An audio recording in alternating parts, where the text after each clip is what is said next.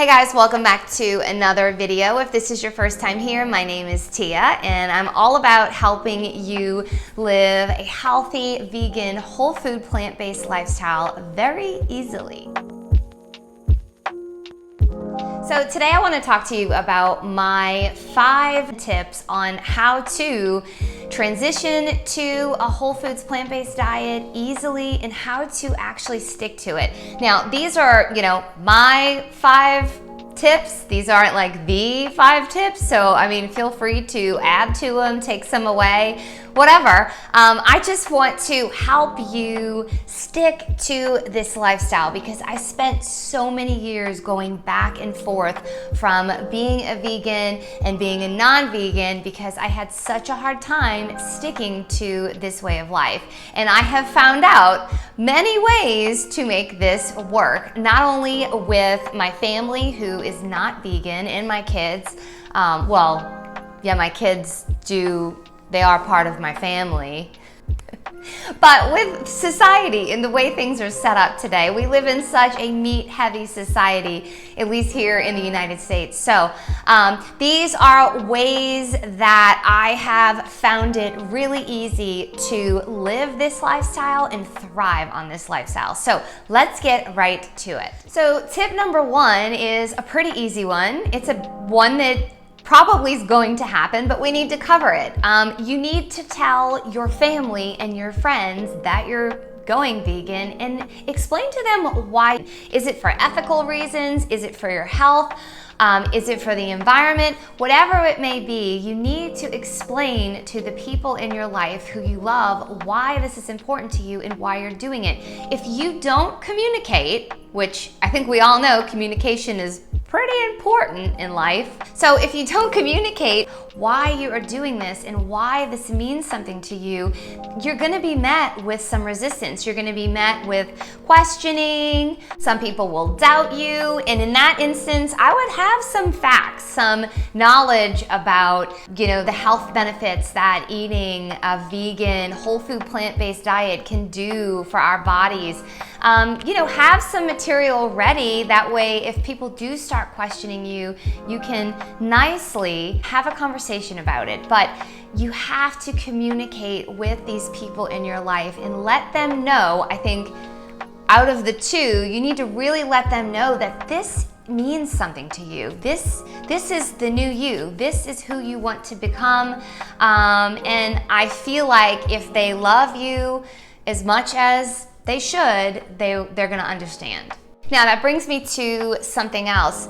Do you know why you're doing this? For the longest time, I didn't. I just kind of wanted to do it. I watched Forks Over Knives and What the Health and all the awesome documentaries on Netflix and Amazon, and it seemed great, but I didn't really sit down and look inwards and understand why I was really doing this. And I think if you don't know why you're doing this, then when you have these conversations with your, inner circle, some doubt can slip into your mind. But if you really know what the deal is with this, then you're golden.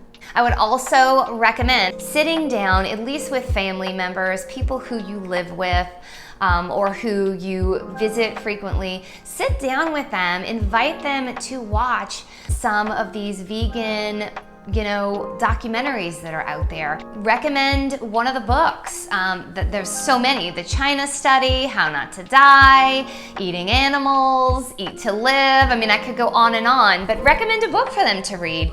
It doesn't hurt to get people involved and give them a little knowledge. Knowledge is power. So if you can just share things with them, it's gonna be awesome. But I will say this, you have to watch, why do I have a pencil in my hand? So you have to watch the way that you present this stuff. I know when we, everyone, are passionate about something, sometimes we can tend to project and be really overwhelming in the way we describe things. And so I would recommend, being very open-minded, if a discussion comes up or you're met with any kind of resistance, and don't be too dead set on this is the way, you have to live. People can live, obviously people live the way that they want to live, but this is the way you want to live. And as long as you are communicating that correctly, that's going to help you go a long way in this journey. Whew, that was a long one. All right, number 2 would be stop going out to eat. And this includes restaurants and drive-thrus and pickup. Just stop doing it. There's nothing good in these places. I mean, the food tastes good, but the actual food that you're ingesting, chances are it's not that great for you. Even if you go to a healthy vegan restaurant, I can almost promise you that there is oil in your food. Now, I'm not saying to never eat out again, but when you are brand new to this lifestyle and you are trying to make it stick, it's not that good of an idea to go out and be tempted by all of the foods that you used to love that you really don't want to be eating anymore. I would say, as a general rule of thumb, give it 3 months. Now, if this is completely unavoidable, let's say you give yourself a 3-month time frame, and then there is a celebration that is being thrown at a restaurant, I would recommend eating and getting really full beforehand, or I would take your clean food with you, okay? I know this might sound a little bit like, oh, that's not very fun, and I get it. But it is your way to success. And I did this myself for a very long time. I actually still do it, although we're not really going many places because of this coronavirus. But before it all happened, I would just pop a whole bunch of potatoes in a container, bring them with me. Just eat my potatoes and broccoli that I brought.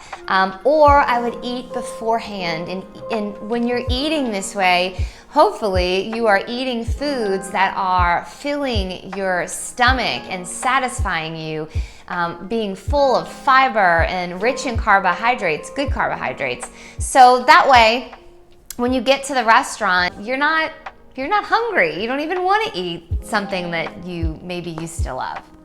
Moving on to tip number 3. Now, this one is my favorite one because it has changed my life.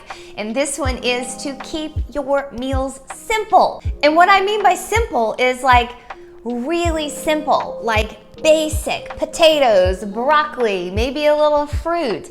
I love to make right now a sushi bowl, which is just rice, carrots, cucumber, avocado. Simple, whole plant foods. When you're eating whole plant foods, you can just come up with meals, just piece together meals really fast.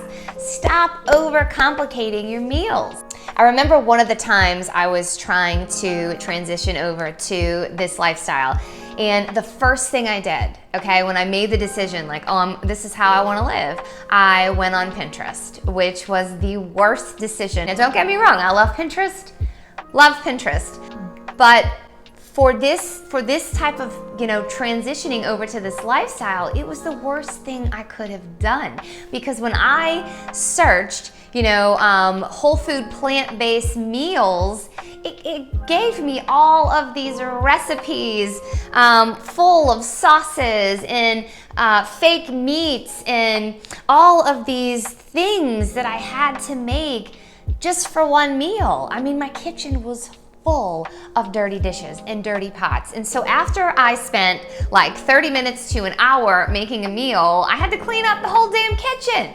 Keep your meals simple and basic. You don't need to be extravagant with this. If you need some good, simple meal ideas, you can always go over to my blog on hungryveganmama.com/blog. I love to share those with you. And honestly, on Instagram, if you're not following me on Instagram, I definitely would go do that for some simple meal ideas, because I'm posting almost every day in my feed what I'm eating. And then now in my stories, I'm just showing you what I eat all day. And these are easy, quick meals that fill my belly, satisfy me, get the job done, give me nutrition, and then I can move on and do what I gotta do.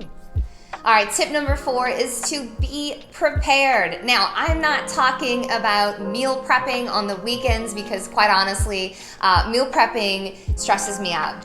Listen, this is what set me up for success, okay? I'm gonna tell you right now, stock your pantry and your refrigerator full of the essentials, okay? So I'm talking beans, lentils, rice. If you wanna eat whole wheat pasta, go ahead and do whole wheat pasta. All the flours that you wanna use, all of the tomato sauces that you need, all of your spices. If you like certain cereals like me, I love bran flakes, okay? So I have bran flakes in my pantry, always there. I always have grits. I always have fruits and veggies in my refrigerator.